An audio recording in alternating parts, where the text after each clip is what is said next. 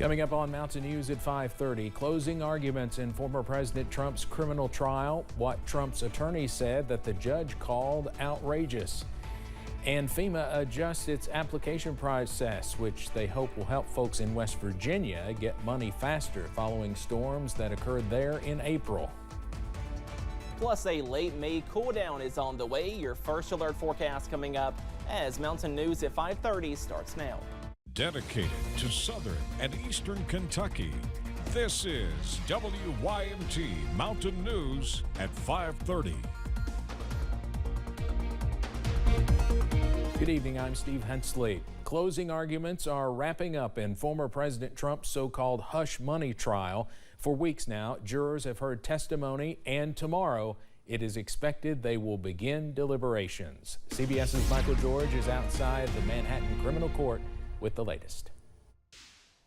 Former President Donald Trump headed back into court Tuesday to hear closing arguments from prosecutors. He's charged with falsifying business records to interfere with the 2016 election. They are going to want to take a really broad look at all of the evidence, take a walk down memory lane over the past 5 weeks of testimony. Before lunch, the jury heard 3 hours of closing arguments from defense lawyer Todd Blanche attacking the prosecution's key witness, Michael Cohen.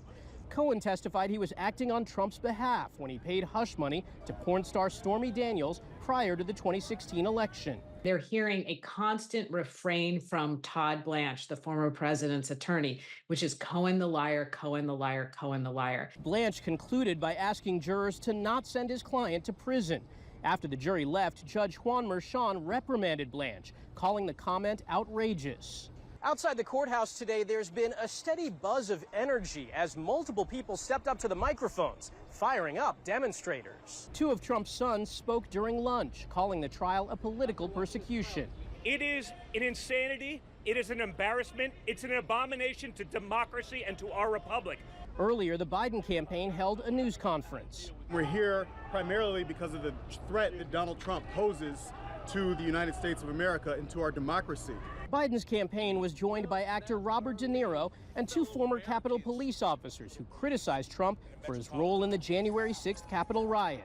Michael George, CBS News, New York. In a separate Trump case dealing with classified documents, the Florida judge has denied prosecutors' requests to bar Trump from making public statements that could endanger law enforcement agents. Last week, Trump falsely claimed that FBI agents who searched his Florida estate in 2022 were authorized to shoot him. Democrats are working to ensure President Biden meets the deadline to be on the state ballot in Ohio. The problem is the party's convention is slated to take place starting August 19th, but Ohio's deadline for ballot access is August 7th. So the Democratic National Committee is planning to hold a virtual roll call to nominate Biden to satisfy that deadline. It's a similar process to the one that was used during the pandemic in 2020. Congresswoman Ilhan Omar of Minnesota is officially running for re-election. Omar signed the paperwork declaring her candidacy to represent the state's 5th congressional district today. She was first elected to Congress in 2019. The Democratic Congresswoman is facing several challengers, including former Minneapolis City Council member Don Samuels. It will be a rematch between the two. Omar beat Samuels by just 2,500 votes in 2022. A man accused of stabbing 6 people in separate attacks in Massachusetts was in court this morning. Jared Ravizza was arrested following a police chase and subsequent car crash Saturday night. The Plymouth County District Attorney's Office says it came roughly 15 minutes after a 21-year-old woman and 29-year-old man were stabbed at a local McDonald's. Local police say about an hour earlier, 4 girls were stabbed in an unprovoked attack in a movie theater. Top golfer Scottie Scheffler's case is set to return to a Louisville courtroom for a hearing tomorrow. A spokesperson for the Jefferson County Attorney's Office would not comment on the reason why the office is calling for the hearing. Scheffler faces charges including felony assault on a police officer, criminal mischief, and reckless driving. It stems from an incident earlier this month at the PGA Championship where Scheffler was trying to make his tee time.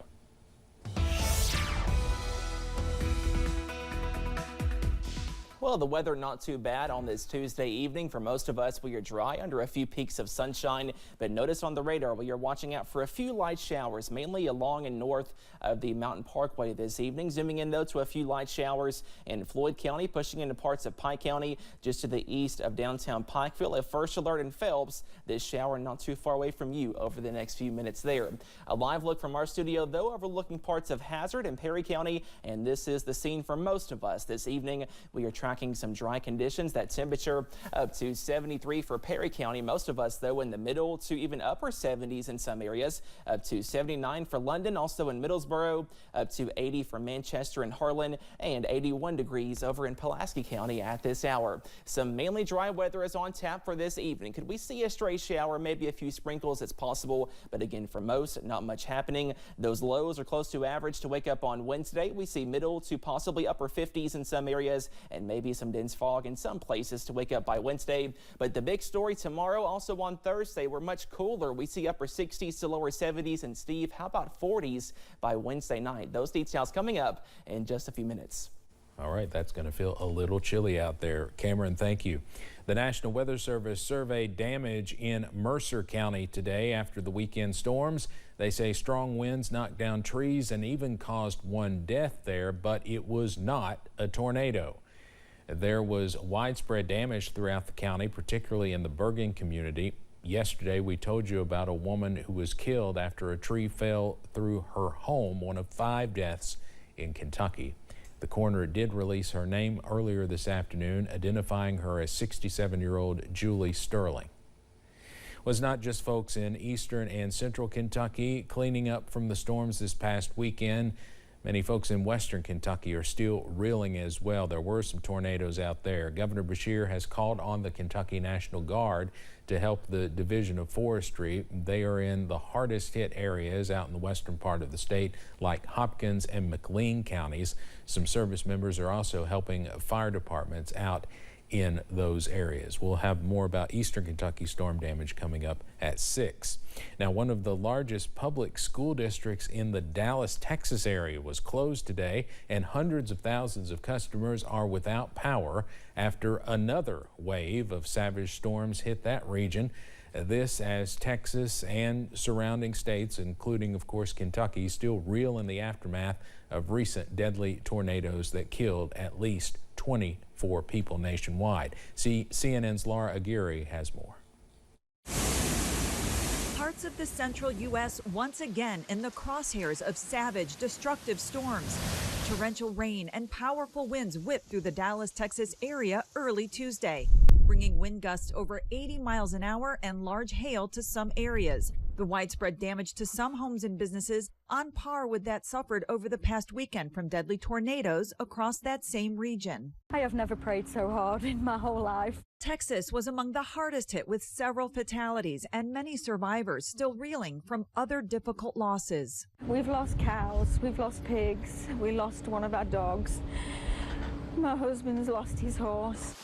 Tuesday's new wave of storms also striking on primary election day in Texas, leaving more than a third of one county's polling places in the dark. I signed a declaration of disaster as we have hundreds of thousands of customers without power. More than 750,000 customers as tracked by PowerOutage.us, about half of those in Dallas County. This, unfortunately, will be a multi-day power outage situation. Critical infrastructure like hospitals and emergency response services will be prioritized for service before residential homes. The severe weather threat continues for Texas and parts of Oklahoma and Louisiana into the evening hours. Another 9 million people face a similar risk in the High Plains Wednesday, from northern Colorado up into North Dakota.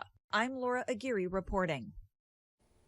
Heat advisories are in place across parts of western Texas as temperatures could reach as high as 110 degrees in that area, according to the National Weather Service.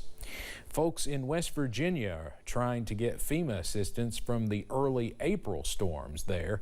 Will hopefully have an easier time doing so thanks to some changes. FEMA says they've moved to a simplified application process that they hope will get money to people faster. They say the process has been streamlined and they have also expanded access.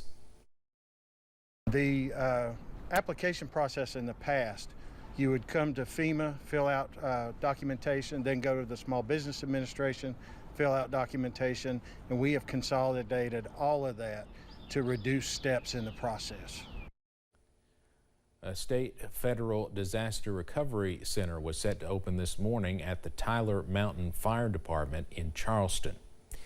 Coming up on Mountain News at 5:30, if you're in over your head in credit card debt, you may be considering a personal loan. What you should consider before opening one. And we are mainly dry through Friday, but that moisture increases by this weekend. Those details coming up.